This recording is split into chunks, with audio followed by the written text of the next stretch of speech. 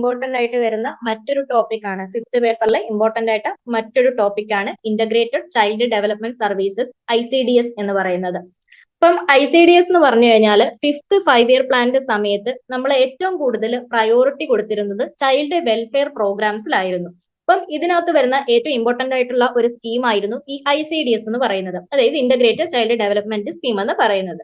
അപ്പം ഇത് പ്രധാനമായിട്ടും ഫോക്കസ് ചെയ്തത് 6 വയസ്സ് വരെയുള്ള കുട്ടികളെയും നഴ്സിംഗ് ആൻഡ് എക്സ്പെക്ടന്റ് മദേഴ്സ്, അതായത് ഗർഭിണികളെയും അതുപോലെ തന്നെ മുലയൂട്ടുന്ന അമ്മമാരെയും ഇവരെയെല്ലാം ഫോക്കസ് ചെയ്തിട്ടാണ് ഈ ഒരു പ്രോഗ്രാം കൊണ്ടുവന്നത്. ലോഞ്ച് ചെയ്തത് 1975-ലാണ്.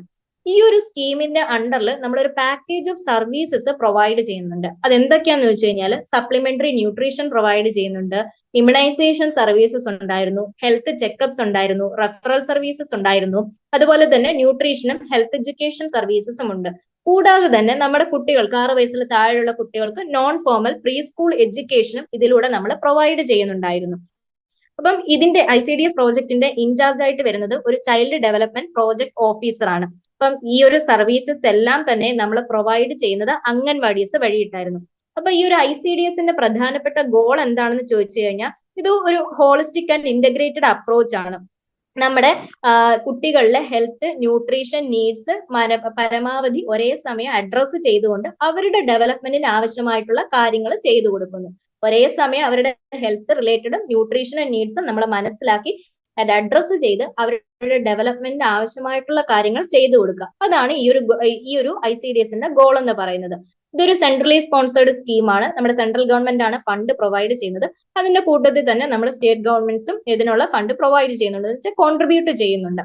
ഇനി ഇത് കൂടാതെ സെൻട്രൽ ഗവൺമെന്റിന്റെ സ്റ്റേറ്റ് ഗവൺമെന്റിന്റെ സപ്പോർട്ട് കൂടാതെ തന്നെ ഇന്റർനാഷണൽ ഓർഗനൈസേഷൻസ് ആയിട്ടുള്ള യുണിസെഫിന്റെയും വേൾഡ് ബാങ്കിന്റെയും സപ്പോർട്ട് നമ്മുടെ ഈ ഒരു ICDS പ്രോഗ്രാമിന് കിട്ടുന്നുണ്ട്. ഇനി ഇവിടെ നിന്ന് കിട്ടുന്ന സർവീസസ് കുറച്ചുകൂടെ ഡീറ്റെയിൽഡ് ആയിട്ട് പറഞ്ഞു എന്നുള്ളതേ ഉള്ളൂ. ഫസ്റ്റ് വൺ നമ്മൾ സപ്ലിമെന്ററി ന്യൂട്രീഷന്റെ കാര്യമാണ് പറഞ്ഞത്. 6 മാസം മുതൽ 6 വയസ്സ് വരെയുള്ള കുട്ടികൾ, 6 മാസത്തിലാണ് നമ്മൾ സപ്ലിമെന്ററി ന്യൂട്രീഷൻ സ്റ്റാർട്ട് ചെയ്യുന്നത്. അത് മുതൽ 6 വയസ്സ് വരെയുള്ള കുട്ടികൾക്ക് സപ്ലിമെന്റ്സ് നമ്മൾ പ്രൊവൈഡ് ചെയ്യുന്നുണ്ട്. കൂടാതെ അഡോളസെന്റ് ഏജ് ഗ്രൂപ്പിലുള്ള ഗേൾസിന് നമ്മൾ ഫുഡ് ഗ്രെയിൻസും പ്രൊവൈഡ് ചെയ്യുന്നുണ്ട്. കാരണം അവരിൽ കൂടുതൽ മാൽനറിഷ്മെന്റ് കണ്ടുവരുന്നത് കൊണ്ടാണ് ആ ഒരു അഡോളസെന്റ് ഗേൾസിന് നമ്മൾ ഫുഡ് ഗ്രെയിൻസ് പ്രൊവൈഡ് ചെയ്യുന്നത്. പിന്നീട് ഇമ്മ്യൂണൈസേഷൻ, പബ്ലിക് ഹെൽത്ത് ഇൻഫ്രാസ്ട്രക്ചർ വഴിയിട്ട് നമ്മുടെ വാക്സിൻ പ്രിവെന്റബിൾ ഡിസീസസിനെതിരെയുള്ള ഇമ്മ്യൂണൈസേഷൻ പ്രൊവൈഡ് ചെയ്യുന്നുണ്ട്. റെഗുലർ ആയിട്ടുള്ള ഹെൽത്ത് ചെക്കപ്സ്, എന്തെങ്കിലും ഹെൽത്ത് ഇഷ്യൂസോ എന്തെങ്കിലും കാര്യങ്ങൾ ഉണ്ടെങ്കിൽ അത് ഇയർലി ഡിറ്റക്ട് ചെയ്ത് ഹെൽത്ത് ചെക്കപ്പ് ഒക്കെ നടത്തി നമ്മളത് ട്രീറ്റ്മെന്റ് കൊടുക്കുന്നു.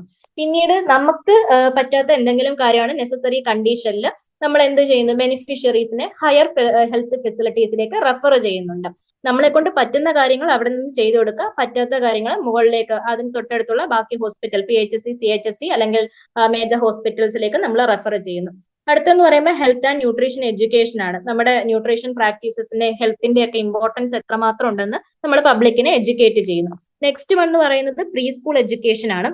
ഒരു 3 മുതൽ 6 വയസ്സ് വരെയുള്ള കുട്ടികളെ നമ്മൾ സ്കൂളിൽ പോകുന്നതിന് മുന്നേ ഒരു പ്രീ സ്കൂൾ എഡ്യൂക്കേഷൻ നമ്മൾ പ്രൊവൈഡ് ചെയ്യുന്നുണ്ട്.